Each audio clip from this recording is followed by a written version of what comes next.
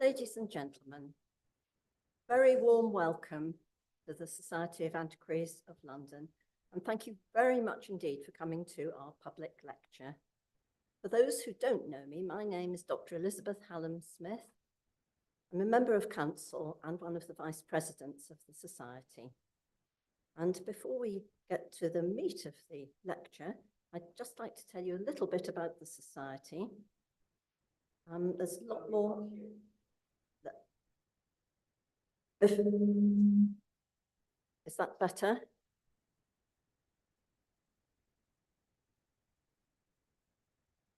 Before we begin, I'd like briefly to tell you a little bit about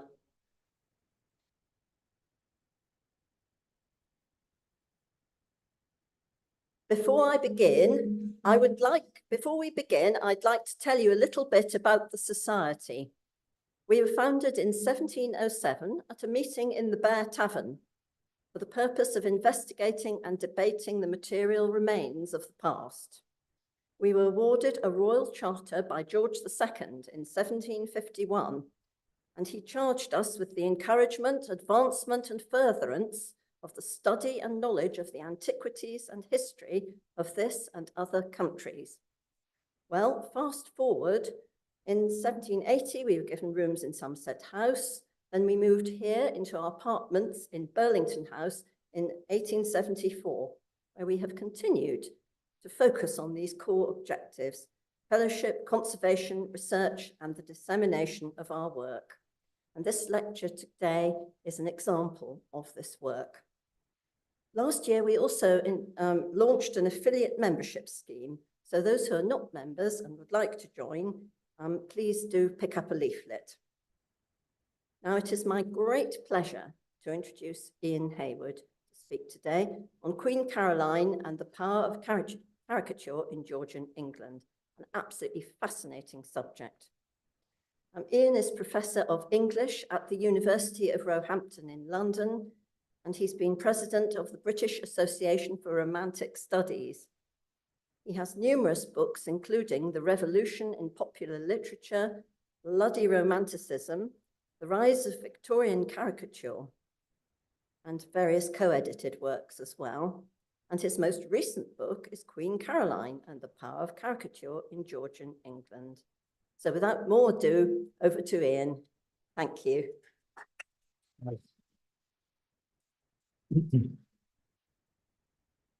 So, can you hear me at the back?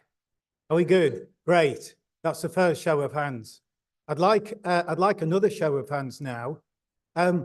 Who, before you decided to come here today, who'd heard of Queen Caroline? Are you sure it's the right one?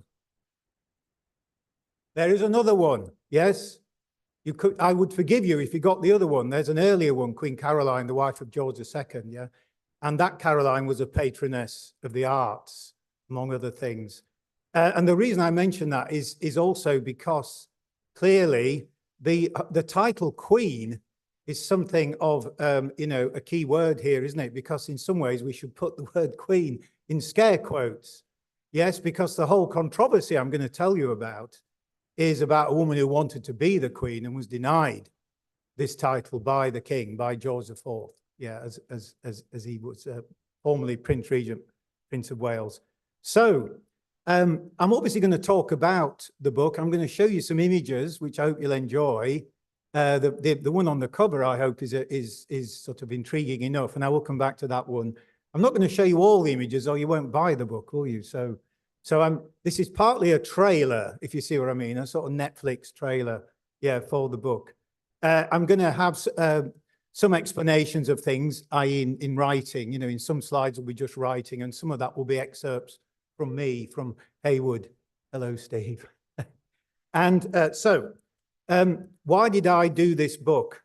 Why did I write about Queen Caroline? Well, it fell neatly into a gap between two other books, Romanticism and Caricature, which is now about 12 years old, I think, and my book before that, The Rise of Victorian Caricature. And so you see, in a way, I've done a nice trilogy here. So if you really like this lecture, just go and buy the three of them. Yeah, get the trilogy. Yeah. By the way, there's a discount on Queen Caroline of 20%, and you'll be getting an email about that. Yeah, all in glorious color. You can see from the covers, I hope here, why one of the reasons I'm attracted to caricature clearly is the power of the image. It knows no bounds. The Romanticism caricature cover, does anyone know who that figure is, who is about to receive, is about to die, basically, because that's a skeleton of death hovering over her. Anyone want to venture a guess at who that is? Queen Catherine the Great, yeah, Empress Catherine the Great, yeah. You know, death knows no bounds, nor does caricature. I actually see these images usually as about caricature itself, yeah. It's as much about the power of caricature as about the actual content of the images specifically. On the other side, on the rise of Victorian caricature, that is an image of the fall of the Tory government in 1830, all parallels entirely intentional, they say, yes. They're all being swept into hell, yes. And prominent up there, because he's always distinctive, is Duke of Wellington, who, of course, is the prime target of radical caricature after Waterloo. He's a great hero of Waterloo, of course, but by this time, he had the misfortune of having a long life, the Duke of Wellington, so he becomes a symbol of the establishment, yeah, militarism, so he's always there. But again, that's another story. John Bull down in the bottom left-hand corner is cheering them on, yeah? So John Bull there represents you and I, you know, the common person. The other remarkable thing about that image, it's not on paper, it's on silk, yeah? And the artist is Charles Jameson Grant, who you won't have heard of. So read the book to find out all about C.J. Grant, yeah? But I can tell you now, if you go down to the Tate Britain, I was delighted to see in the 19th century section, the Victorian section in the Tate Britain now, they've got a cabinet with C.J. Grant prints, yes, as a kind of ironic commentary on some of the rather stuffy, sort of, you know, pompous paintings there. And I'd like to think my book had something to do with that, but I haven't asked them yet. I said in the synopsis, I'd give you a quick review of the so-called golden age of caricature before we just move on to Caroline. So quickly, just a few slides on this. It is remarkable, it seems to me, caricature in this period. It's a major artistic and cultural achievement of this country, quite unique, basically, to the UK, and most of it centered in London. Yeah, so I'm not going to read out everything on these slides, because that's, you know, you can quickly read them yourself. But Vic Gatterloo, who's a fantastic historian, his own book on caricature, he refers to it as an invaluable cultural barometer. Yeah, so if you want to know about culture and what's going on, always have a look at the caricatures. And there usually is a caricature on most important events during this period. I've mentioned the collections because, I mean, I've used these collections extensively. You'll see when I show the slides. But you can now access a lot of this online. I'll show you just in the next slide. If you're interested in caricature, this is where I'd start, yeah, with the online collections. But Jonathan Bate, another very important critic, has a you know, this praise for caricature socially and politically. Notice he doesn't say artistically, yeah, but socially and politically.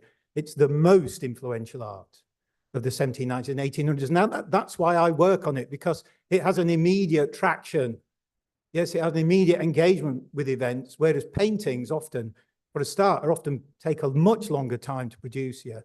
And I'll show you an example of that. You know, a painting that commemorates Caroline is not doesn't appear till several years later. So start with the British Museum's collection if you're interested, because you can search it. If you put the word satire in to a search, you're probably more likely to get a caricature. Put the word satire in. I'm going to show this image in a moment, the Gilray image. So you can start with the BM, as I call it, British Museum, but there's also the Lewis Walpole Library, where I've been several times now. They've now got an extensive collection, which is digitized. And again, I'm going to come back to that image.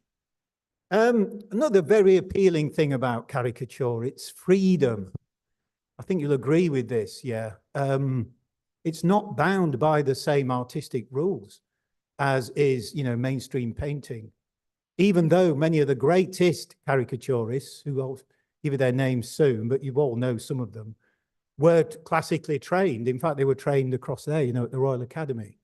Particularly refers to Gilray, of course, but also Rowlandson.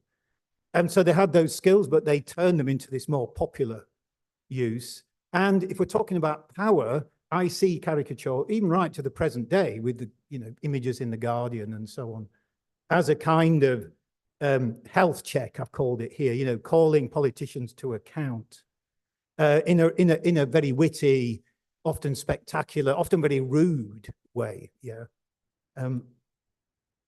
But why this time in history? You know, why the sort of late 18th century to the early to mid 19th century? There are several reasons. I'm mainly interested in political caricature, by the way. There are lots of caricatures that satirize social and cultural events. That's less where I'm interested in, partly because of just, you know, I work on radical politics most of the time and literature, but it's also because the political topics have a kind of immediate relevance and agency. But, you know, Britain, it wasn't of democracy in the modern sense, but it was certainly more so in the 18th century than a lot of other countries in Europe. So in theory, the government were accountable, yeah. And so cartoons, political cartoons, are one way of sort of making them responsible or accountable for their actions. And the idea was to make an immediate impact. So that's, again, as I say, that cartoons have this agency, this dynamism, this energy that's to do with trying to make an immediate impact rather than a delayed impact. Yeah. And it's certainly the case that leading politicians were better known through caricatures than any other medium. Yeah. Particularly William Pitt, the Prime Minister, you know, who was Prime Minister in the late 18th century, and the leader of the opposition, Charles James Fox. There are so many caricatures that reproduce their images. Other factors, briefly, literary, it's a great age, isn't it? The 18th century, particularly early 18th century, of literary satire. And that migrates into visual culture mainly through Hogarth in the first place. Yes, I'm sure you're all familiar with Hogarth. Hogarth also, of course, pioneers reproductive print, selling his images through prints, which means, of course, they then become a lot more popular. So he develops this appetite, you know, this taste for visual satire, Hogarth. To the point that London is really the leading centre for prints by the end of the 18th century. Then it gets hit by the war with Napoleon, of course, after that. But London is the centre of print. So when we're dealing with caricature, we're not dealing with the same as paintings where you have an original painting, yeah? The nearest thing to an original in caricature is the metal plate, you know, that it's engraved on, but that's never displayed. That's just a means to an end. So there is no original in that sense. They're all reproductions. I see caricature as an extension of the news. So it's important that Britain had a free press. This was very preciously guarded, particularly by the Whig Party, the equivalent of the Labour Party now, you could say. Although the free press is vulnerable to restrictions. I'll come back to that later. But you couldn't be thrown in jail before you print something. You could only be thrown in jail for what you'd already printed. It was already out there. And then the final thing is fantasy and the grotesque. And this is part of the the imaginative freedom of caricature. By the late 18th century, there was a big appetite in this country for fantasy and the grotesque. You probably all know Fuseli's The Nightmare. But the reason there's fantasy and the grotesque is to get the point across, yeah, to exaggerate. Caricatures about exaggeration, about hyperbole. And it's a parodic form, so it parodies high-minded genres like naturalism, realism, portrait painting, and so on. Here's some of the artists.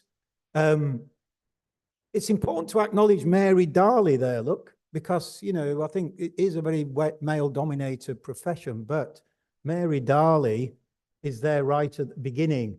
He also published caricatures. She actually writes a guide to how to do it, if you're interested, yeah?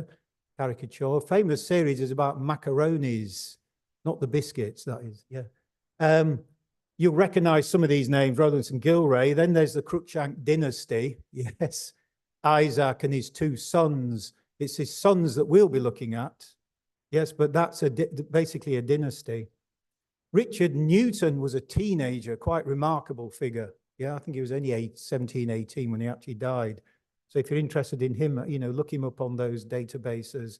Some of these others you may not know until Robert Seymour, who worked for, and some people might say died for, Charles Dickens, yes. I can tell you more about that if you want at the end. He was Dickens' first illustrator, but he's also an absolutely prolific caricaturist. All about Seymour in my last book, yeah. Artists, it's absolutely astonishing how productive they were. Yeah, Gilray at his peak producing something like 3 prints a week. And if you look at Gilray prints, they're very sophisticated. Just think about that, turning them out at that rate. And that's because there's a lot going on, politically, there's a lot to comment on. Print runs, probably in the hundreds to start with, but you obviously could then print more if necessary. This is intaglio metal, copper on copper, but later wood becomes important for reasons that you'll see in the talk shortly. Wood is cheaper and allows you to print images alongside text. And that has a very significant impact on the development of caricature, as I'll show you. And it's something that no other historian of caricature has bothered to write about, oddly. So we'll come on to that, the satirical pamphlet. Well, there wouldn't be any images without the publishers, would there? And again, I want to acknowledge the women here in particular. Hannah Humphrey, you know about Gilray, you know about Hannah Humphrey, because her shop is across the road there on St. James's Street, yeah? I'll show you an image in a second. But I didn't know much about Elizabeth Datchery, there's a chapter on her in Tim Clayton's monumental book on Gilray, yeah, that came out a couple of years ago. Some of these publishers are also radicals, like William Hone, so he's going to reappear. There's a lot of critical blood spilt on this topic, yes, about just how popular was caricature. Because those, say, critics on the left, I guess I'd certainly call myself one of those, but want to think it was very, very, very popular. In other words, so these astonishingly irreverent, images of kings and monarchs and princes and the powerful are being distributed or seen, right across society.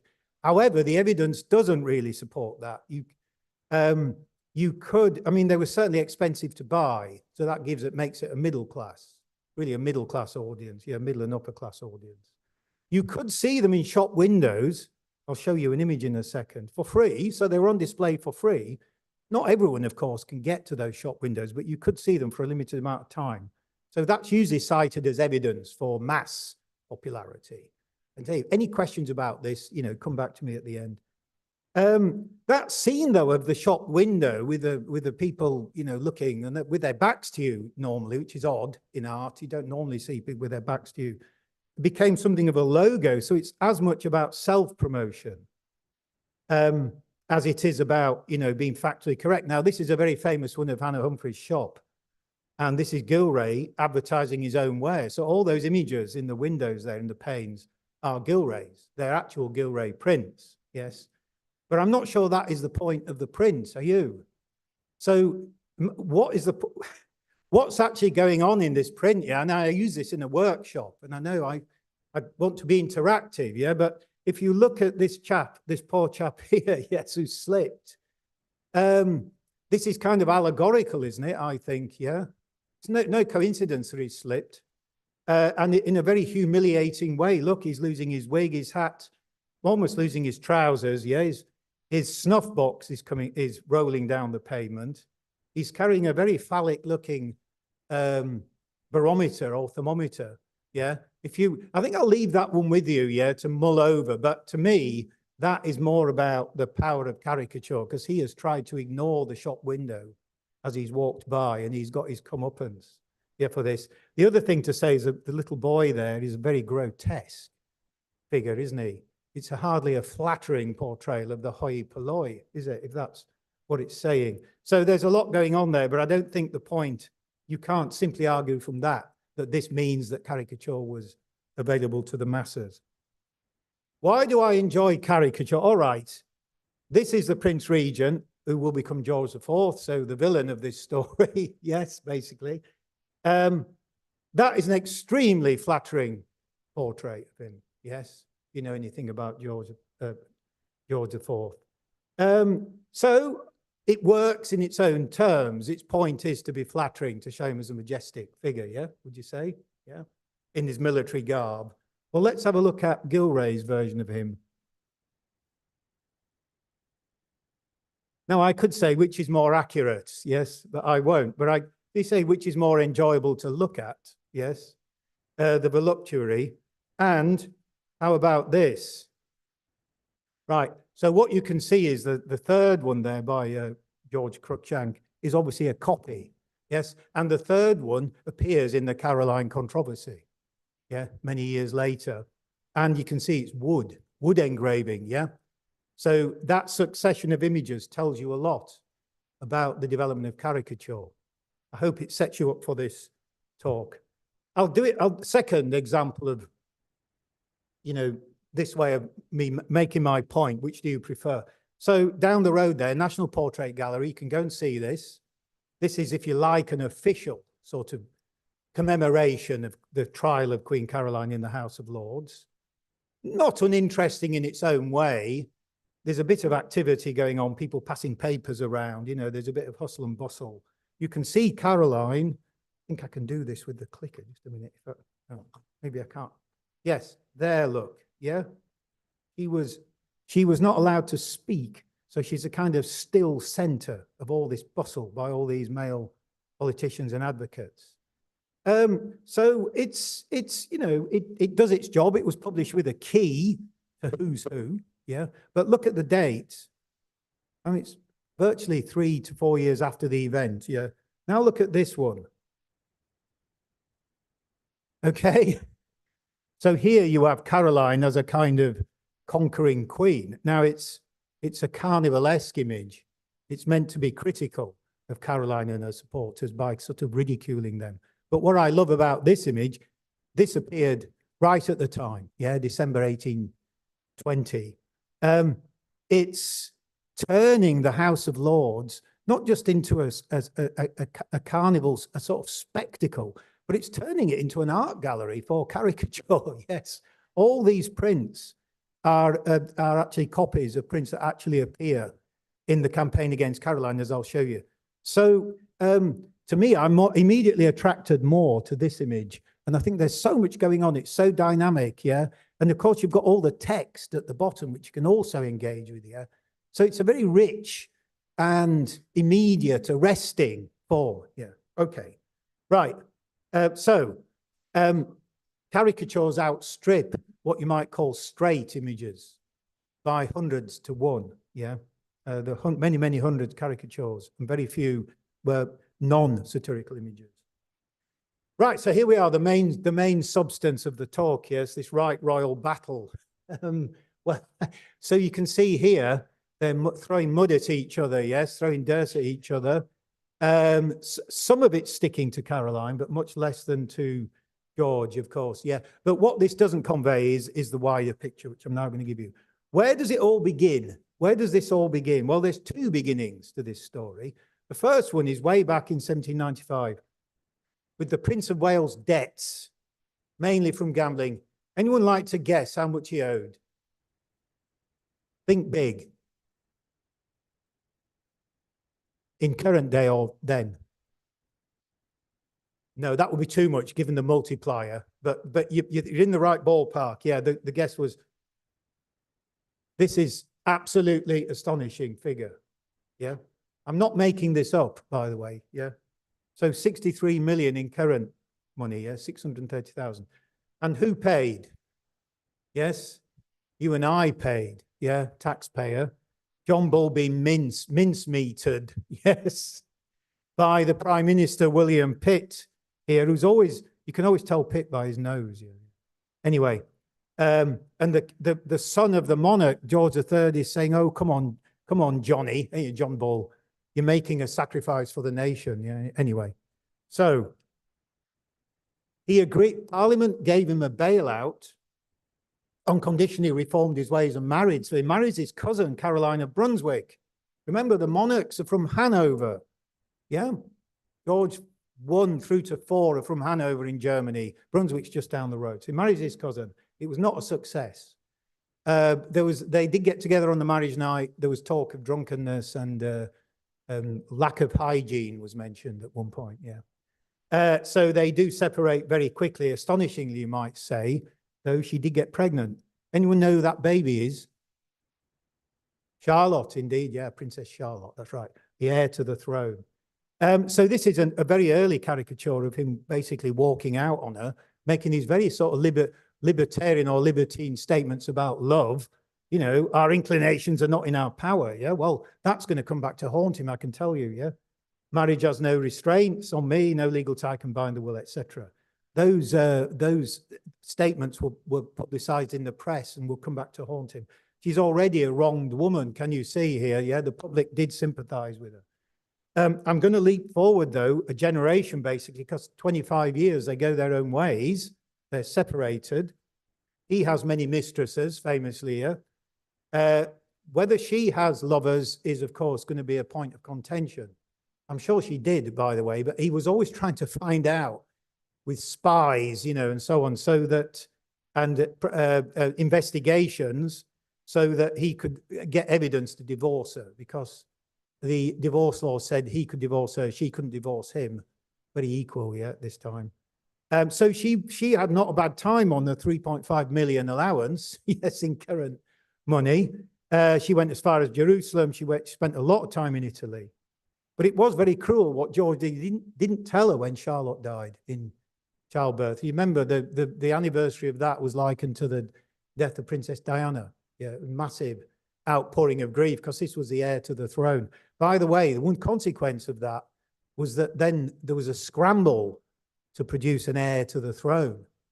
And this is also rather funny. There were a lot of caricatures about this because you had these aging royals all rotting. Yes, this is how it was seen, yeah, to produce an heir. Eventually, one of them, I can't remember which one, produces Queen Victoria in 1819. Yeah, so they just get there in time. Yeah. So, because she could no longer be the Queen Mother, she's really lost all her power, if you like. She hasn't really got any leverage. And there's some discussions going on with Lord Brougham, who is the head of the Whigs, basically, at this time, or leading Whig lawyer. January 1820, of course, everything changes, because George III dies. The old, mad, blind, despised king is, of course, Shelley, yes, from his sonnet, England in 1819. And Caroline saw her chance. Wouldn't you? Yes, you saw her chance. Well, it wasn't the best time for the king to be embarrassed by this, because he was already having to face a very disturbing, politically disturbing and turbulent time, because the previous year had seen the Peterloo Massacre, which I've written a lot about, by the way. I did a lot of talks on that, you know, in 2019. The government's response to the Peterloo Massacre, rather than saying, I'm very sorry, was to clamp down on free speech and right of protest, yeah, and pass the notorious 6 Acts. So the 6 Acts were in force when this all starts. And another thing I like about this controversy, it blows a hole through the 6 Acts, yeah, which are meant to limit your right to protest and gather on the streets. So these are the 5 chapter titles. I'm going to quickly take you through them and then leave some time for the question and answer. Each of those titles, I hope, is slightly mischievous or cheeky, yeah, because the king certainly wouldn't want to know that the queen was coming home, for example, yeah. So, how to stop her? She's determined to become the queen. They're still married. She was removed from the Church of England liturgy. That was pretty damning. She was intercepted in northern France and offered an increase to 50,000. Yeah, that's a lot of money. If she stayed away, and she refused. And all this was reported in the press, yeah. But she was warned. So that was the carrot. The stick was, if you come back, we will put you on trial for adultery. Remember last time a queen had been on trial for adultery, what happened to her, yeah? And that wasn't going to happen, obviously, not in 1820, but it was still a big threat. However, the government, the king and his cabinet, didn't reckon on the amount of support for it, which was quite extraordinary. So this is the first image that I wanted to discuss with you from the book, from chapter 1. This is Caroline being defiant, yeah? So what I like about the Caroline controversy is a number of images that show her as a powerful figure, yeah? It's very sort of proto-feminist, you know, in that sense. If we have more time, I will go into the more on the form of this, but this is two ambassadors, if you like. Broome has got his back to us. He's talking to the devil, yeah. This is Hutchinson. Broome's obviously uncomfortable. He doesn't want to show his face here, yeah. Offering her a bribe of 50K, and she's having nothing to do. This is Alderman Wood, who was a big supporter in London. And I think you'll agree that this image works by being in two halves, yeah? On the left is the sort of government, if you like, conspiracy to try to stop her, and on the right is everything that's virtuous and good and upright, yeah, and heroic, isn't it? So you've got heroic, upright figures, including the ship itself. Alderman Wood in a rather ridiculous Roman toga, you know, it's a slightly funny, that I think, but they're upright and defiant and virtuous and magisterial, and on the left is all flaccid and insidious. Yes, even the money bags, I call them flaccid, yeah. So it's detumescent, if I can use that word, yeah. And this was published by a radical publisher, William Benbow, who clearly decided there was an opportunity here to get in on the act. I won't read all this out, but this is about the media frenzy. Quite staggering, yeah? So what this is about is public opinion. It's usually seen as the first great triumph of public opinion, the Queen Caroline controversy. It wasn't about an armed rebellion, you know, it wasn't that. It was mainly about the press, and I would argue about caricatures putting pressure on the government, yeah, as an expression of the will of the people, the vox populi. So that's my summary at the bottom there. That's actually a quote from the book, yeah, and I do make the point there that all these methods of protest and showing the will of the people, street marches, processions, presenting petitions, this was on an unprecedented scale and in defiance of the 6 acts. Yeah, in defiance of the 6 acts. And women were very prominent in this. Women were very prominent. Lots and lots of addresses to the Queen from women, many women on these marches, yeah. And all these documents, the addresses and her replies, were then published in the press. So they get recirculated. So if you weren't there, you could read about them. You could also see them. We think there were nearly 500, look, and that's a lot in a year, isn't it? Or slightly less than a year. It's virtually every day there are caricatures coming out, yeah. And I've restated the point there, why I think they were so powerful, because they were a kind of visual reportage. They were the nearest thing to, you know, before photography, to a visual record of the news, but they had this ability to go way beyond the actual facts of the case and use fantasy and hyperbole and all kinds of amazing scenes, confrontations, you know, between the powerful and the less powerful, between good and bad. So as I said, that the women rallied to Caroline's cause. So very early on, the king decided to postpone the coronation, because he obviously thought this wasn't the best time to have his coronation. This was seen as something of a victory. This was very early on, I think sort of May, June. And here's an image of Caroline, has a kind of, you know, apparition, yes. She's waving the wand, which you can't see really at this angle, or this distance, but it has vox populi, voice of the people, yeah, public opinion on it. So she isn't just herself. She represents the people. She speaks for the people. The people speak through her. This is what interests me. So it's an amplification process, yeah. And indeed, we think that fairly quickly, William Cobbett, who was a leading radical journalist, you may have heard of, became her speechwriter, yeah. So some of her most provocative and, you know, radical speeches that were published in the press, we actually think were written by Cobbett, we're pretty certain. But you can see here, can't you, that she has right on her side. She's always this kind of magisterial, dignified figure. And it's always the king and his supporters who are getting rattled, you know, and terrified and sort of scuttling away. Yeah, look, and his crown is coming off. Yes. So, I mean, there is Republican imagery here, even though obviously it's ironic because this is about putting a queen on the throne, but there is Republican imagery here. And the sexual double standard, yes, was constantly exposed. He can do it, but she can't. Yeah. And can you see again how he's caught in flagrante here, isn't he? But she's a very calm figure again, yeah? She's not ranting, you know, she never rants, yeah? She's always this very dignified, kind of controlled figure in these caricatures, yeah? So he's been caught, well, I was going to say with his trousers down, but not, you know what I mean. And there's a sense again here that caricature knows no bounds. No one can be private. Caricature, the camera, if you like, the eye of caricature can penetrate all spaces, yeah. So we've come into this room with Caroline. So that's the opening, you know, that sets the cat among the pigeons, didn't it? But the government insisted they were going to put her on trial if she didn't leave, yeah? So they carried out their threat with this rather odd and arcane instrument called the Bill of Pains and Penalties. There's any lawyers in the room, maybe you can enlighten me at the end exactly what it was. It wasn't really a trial, it was more like a hearing or something along those lines, yeah? It was in the House of Lords, there was no jury. It wasn't a trial in any conventional sense, yeah? It was in front of the House of Lords and the House of Lords voted on it at the end. You know, was she guilty? So it seems a bit biased, that, doesn't it? Given so much of the House of Lords obviously supported the government, but that's what it was.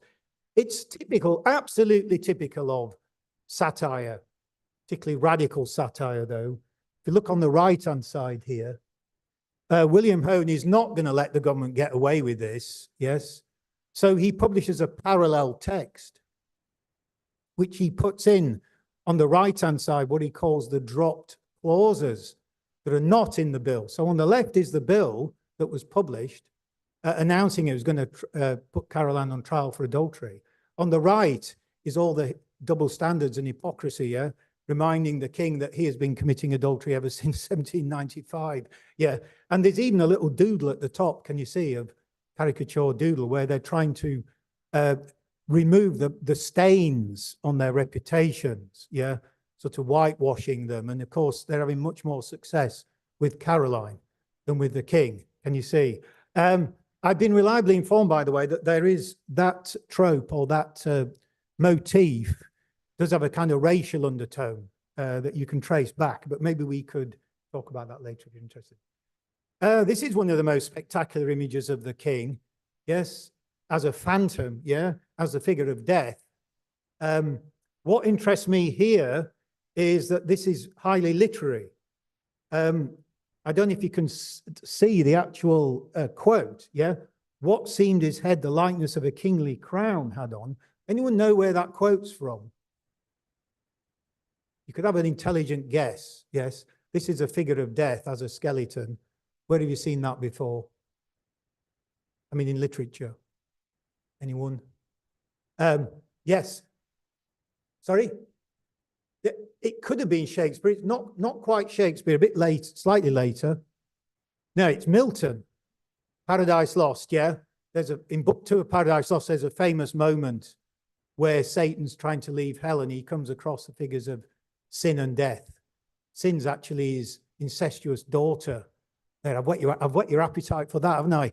And this confrontation at the gates of hell was one of the most represented scenes by artists from Paradise Lost, yeah? And death is a skeletal figure. Edmund Burke cited this in his theory of the sublime as well. That's what gave it a lot of extra. William Blake has got a terrific image of Satan, sin and death. And by the way, my book, Romanticism and Caricature, the whole first chapter is on Satan, sin and death. Yes, so if you want to know anything, read that first chapter.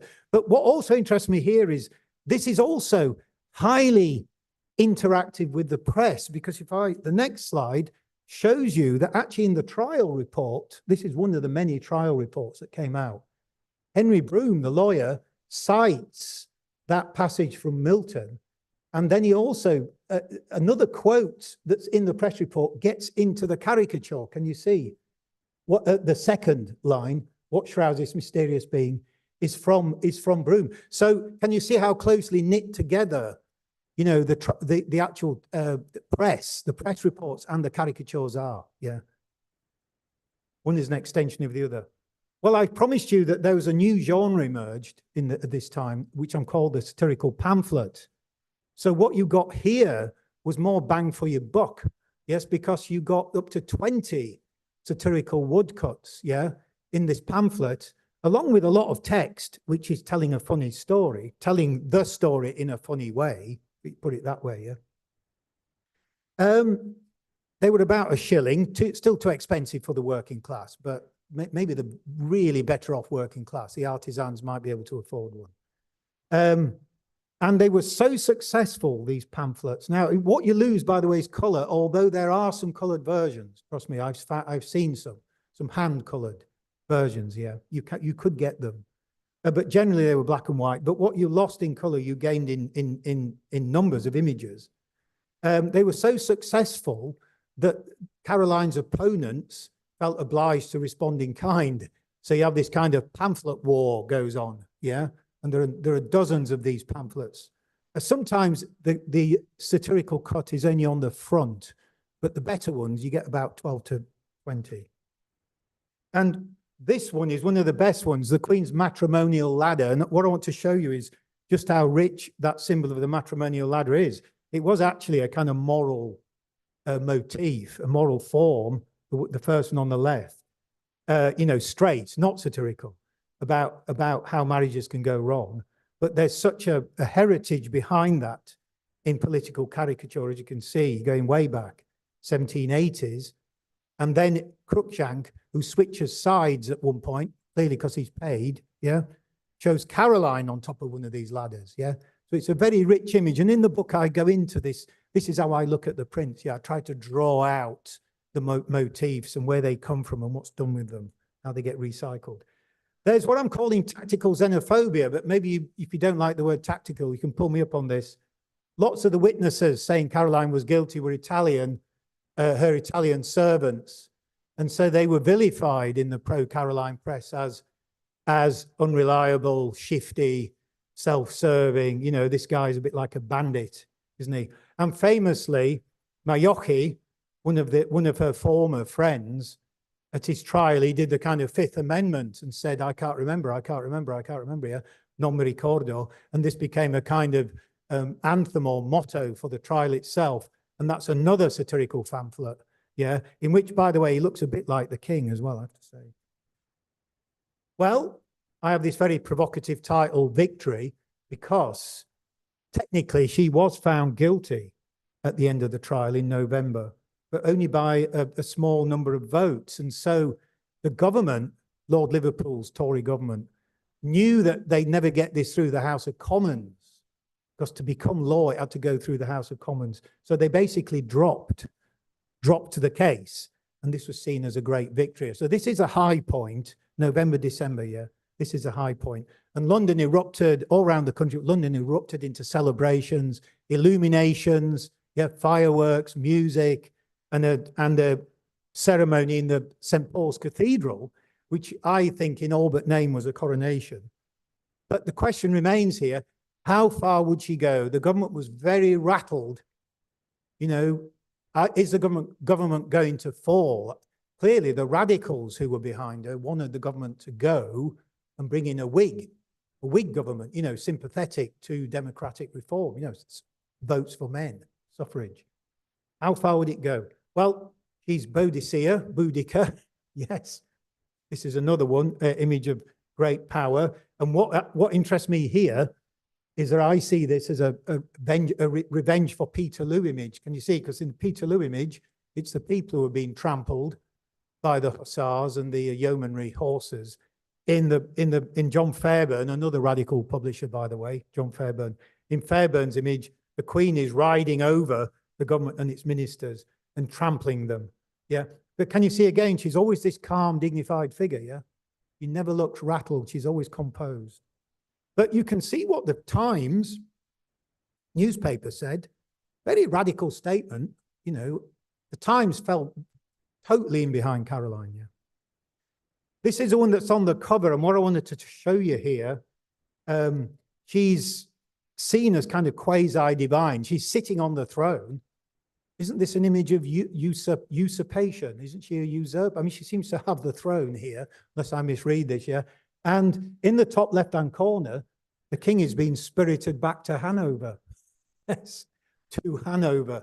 Apparently, there were discussions about should he abdicate. They did go on, yeah. the feminism is very impressive. I love this one on the left. Yeah, one of my favorites. Yeah, to avenge the wrongs of woman. You won't find many visual images like that at the time, so openly and a pro-feminist. Didn't mean that they were asking for votes for women, not explicitly, but the discourse is there. Yeah, and on the right is Caroline working with the free press. Can you see the symbol of the free press, the actual printing press itself? The coronation, what I'm calling a coronation in all but name, took place at St. Paul's Cathedral. And this account of the event is again published by a radical publisher, Thomas Dolby. And he makes the point in his preface here, a very feminist point, look. The publisher despises the too far prevailing idea that passive obedience exclusively becomes the female character. Yeah. And then he publishes a very radical genre, which is to change the lyrics of well-known songs, including the national anthem. Yeah. So here it's God Save the Queen, not the King. Yeah. This was very common, well-known genre. How far would the government go? Fairbairn publishes this caricature where the government's on trial. Yes. Now, I know it's kind of funny, but it also has that sort of frisson, doesn't it, of the French Terror. Yes, it's there. It's there. I'm not saying it's not saying this is what should happen, of course, but that element of the guillotine, can you see that the dock of the court is a bit like a guillotine, isn't it? Waiting to drop. And it's also that mirror, inverted mirror, I see as an image of caricature as well. It's got the devil on top of it, can you see? Well, it didn't go as far as a popular revolution. The Whigs didn't seize the opportunity. I could tell you more about that if you want, but there were discussions going on apparently behind the scenes, but the Whigs didn't go for it. So it was a bit like a kind of, no, I shouldn't say. I was going to make a comparison with current leader of the Labour Party, but I won't anyway. So what happened is there was a backlash, yes, and for 6 months, basically, the anti-Caroline faction, the government and its supporters, produced an amazing series of caricatures which no one has written about, basically. So instead of just playing the let's wait till things die down game, they published these really high quality caricatures. And this really interests me. Why did they do this?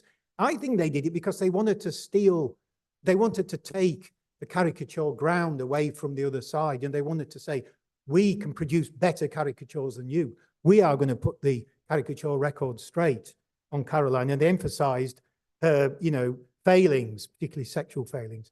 Here's one called the Royal Extinguisher, which is by the way, recycles. This is the Cruikshank Jr., acknowledging his father from the 1790s. Can you see it's a reworking of Isaac Cruikshank's The Royal Extinguisher from the 1790s. So I'm interested in caricatures as repositories of memory. Yes, anyone old enough would remember that earlier one. And they'd also remember the earlier one is looking back to a very revolutionary decade where what E.P. Thompson called a white terror took hold of Britain, yeah, where the government was clamping down right, left and centre on free speech. This is a funny one, isn't it? Yeah, so this is allegedly evidence of Caroline's adulterous, experiences with Garmy. Yeah, now I'm quoting myself here, but I think there's another way to read it, yeah, which is, as I say, as a rather celebratory kind of image of love and passion. Yes. I also think there's what I call a satirical trap. Can anyone see what I mean here? You've got to be very careful with caricatures. You don't fall into these traps. What's the satirical trap here? Anyone? Go on, have a go. I can't see our online colleagues. Sorry, but well, if you look at the far right, yeah. What about this? Peeping Toms. Yeah. Do you want to be a peeping Tom? I mean, you are in a sense, because we're there by, watching them, frolicking. Yeah. I guess you could say, well, how are you going to get the evidence unless you spy on them? Yes. But I do think that's there, don't you? I think there's a satirical trap. You can always see another way. George Humphrey, who published this series, did a kind of grand finale with yet another shop window scene. Yeah. And I think so these are all, this is the series of caricatures, yeah, that he did against Caroline. And I only have time to look at about six of them in the chapter. They're very high quality. I think he's kind of announcing that he has now been triumphant. You know, I rule the caricature world. Do you see what I mean? Yeah, it's obviously thinking of the famous Gilray here as well. So I am now, you know, the conquering publisher of caricature. However, there's an even more remarkable surprise in that print, but I'm not going to tell you what it is. Yeah, you're going to have to look at the book for that. But trust me, it is there. Right. Finally, I call the end of this story a radical end, because this Caroline story is extraordinary. It's as if she was a kind of curse almost, because she died. Right. So the king had delayed the coronation, remember? And so the coronation finally takes place in August. She's not invited. This was very humiliating. She tried to get into Westminster Abbey, and the bouncers, you know, security guards, literally wouldn't let her in. So she had to go home. Very humiliating for her. She dies a few weeks later. There is a medical reason, but it looks like it's a broken heart. And this is definitely how her supporters presented it, yeah? The final kind of injustice, yeah, by the king and his cronies. So this was a sort of propaganda gift handed to her supporters. They were determined to make the most of it, including the funeral. But guess what? The funeral procession. So her body had to go back to Brunswick, yeah. So it had to go all the way from London to Harwich, where it was put on a ship. And so her supporters wanted to make this a big send-off. So the hundreds of thousands of them following her, they wanted to march through the city where she had a lot of support, and the government said no. So they blocked the route in Hyde Park, and there was a fracas, and some protesters were shot dead. So can you see what I mean about the story kind of, you know, the injustice and the tactics, sort of wicked tactics of the government kind of kept on going. And it was a bit like Peterloo again. Yeah, there was another Peterloo. So this was a propaganda gift. Robert Cruikshank does an image of that fracas in Hyde Park that's very like Peterloo, isn't it? It's definitely harking back to Peterloo. The fact that no one was prosecuted for this led George Cruikshank to do some fantastic caricatures which have the tagline "Nobody." And I'll let you think for a moment. How do you satirically represent nobody? Yes, but I'm not going to show them because again they're in the book. You'll have to have a look. And then finally, so the two working class guys who were killed had their own funeral, huge funeral, one of the first I'd call working class political funerals, one of the first really big ones. That nearly erupted into violence. It's extraordinarily, yeah. Almost as if this, what I've called Caroline Peterloo, kept going. Oh, by the way, I should have said, let me just go back to this. That second paragraph is sort of funny in a grim way, isn't it? Because there was even conflict over the plaque on the coffin. Yes, what we might call a semiotic conflict, yeah. The phrase that her supporters put on was "injured queen," and then when the coffin was parked, if you like, in Colchester on the way to Harwich, government supporters stole into the church and changed it, yes, for a more emollient one. So those little details just fascinate me.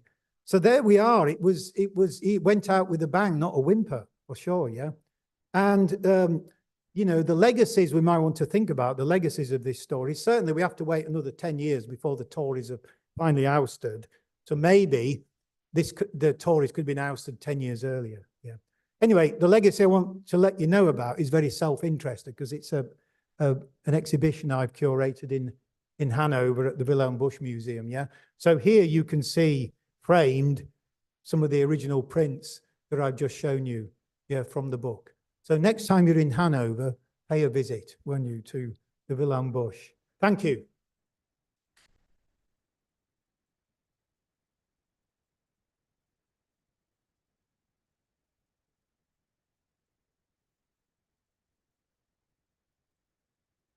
Ian, thank you very much for that absolutely wonderful talk. I'm sure there'll be a lot of questions while people are gathering their thoughts. Very striking just how much violence there was, you know, coming out in your talk. Certainly in Parliament, I'm very aware from looking at the accounts, just how much they were spending on barriers and, you know, because they were absolutely petrified about political violence threatening constitution and political life. So that was very noticeable. Yes, I mean, the scale of this was quite extraordinary. Every Wednesday, I think it was, there was a huge march usually that went to Hammersmith, because she was living out in Hammersmith in a, it's not there anymore, it's called Brandenburg House, you know, on the river. You can find images, by the way, straight images of this. Yes, thanks for that point. I haven't looked into the cost of, you know, sort of policing this, but it would have been large. One thing I didn't mention, but I do a lot of work on this, I mean, I've published quite a bit in various places, is the power of sound, noise. These demonstrations were extremely noisy, yeah, and protest is extremely noisy. We know that we've had a Home Secretary who wants to cut down on noise at demonstrations, yeah. But the reason I'm interested in it is because of the vox populi, the voice of the people. And to get, when you're protesting, the voice of the people has to be as loud as possible. And caricature is one of the few artistic forms that can go somewhere to some way toward representing sound, can't it? For example, it will show you people shouting, which is very vulgar in mainstream art. You never show people with big, wide open mouths, you know, shouting. But of course, it also has the speech bubbles, you know, doesn't it? And it shows crowds saying hurrah, hurrah, you know, et cetera, et cetera. That's right. So at the first day of the trial, apparently, the speaker couldn't be heard because there was so much racket outside, yeah. And I mean, I take that as something of a victory, yeah. And apparently there was and I'm not making this up, it's in the press reports, there was a storm and there was a crack of thunder, yeah, which disrupted the proceedings as well. So, you know, and the Times, of course, Times newspaper's nickname was the Thunderer, wasn't it? But so I think, yeah, sound as well is very important. Thank you very much. Questions from the audience?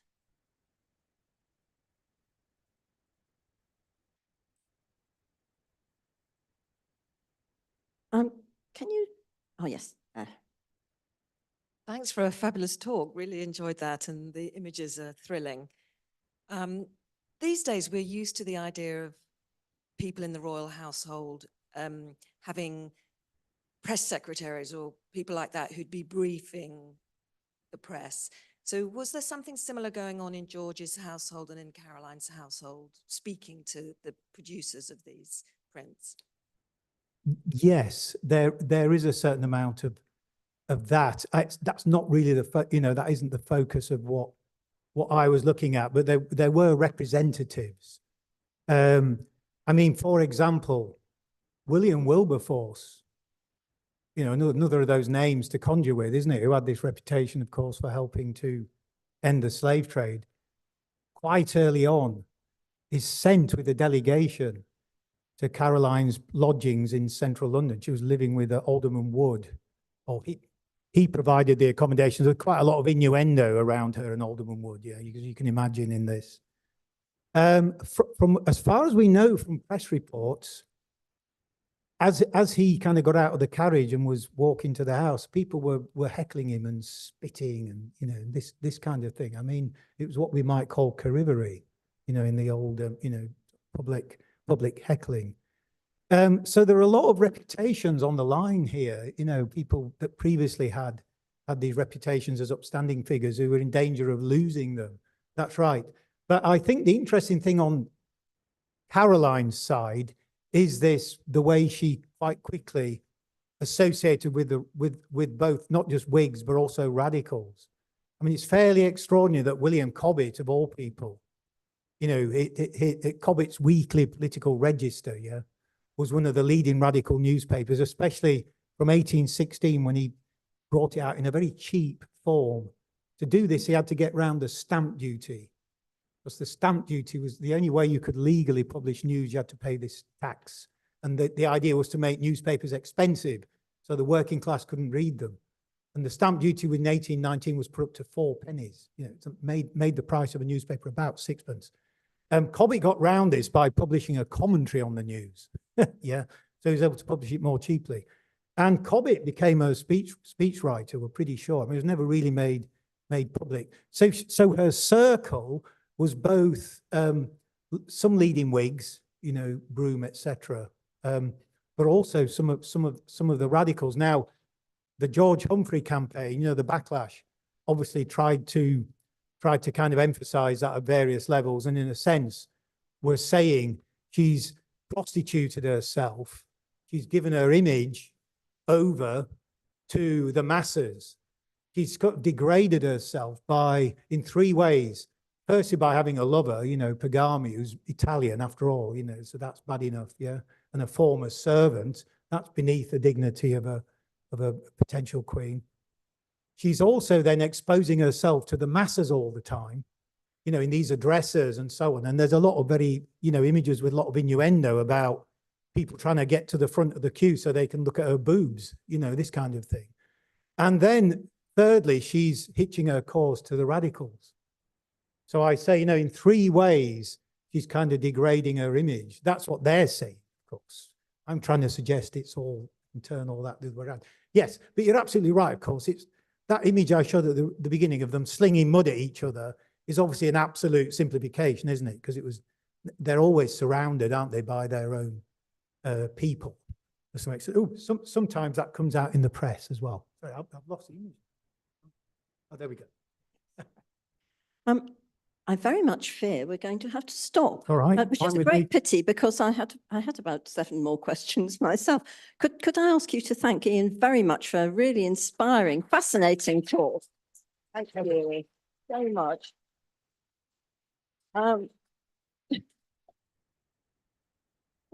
Just to let you know that the next lunchtime lecture is on Thursday, the 4th of April, Searching for a Portrait of Jane Grey Dudley, England's 9-day Queen, 1553, by Stephen Edwards. At least she got to be queen. Yes, well, very interesting. This will be online as well as here in Piccadilly. Do check our website for our full programme of events, and also do sign up to Salon, our online newsletter, if you haven't done so. Thank you all very, very much.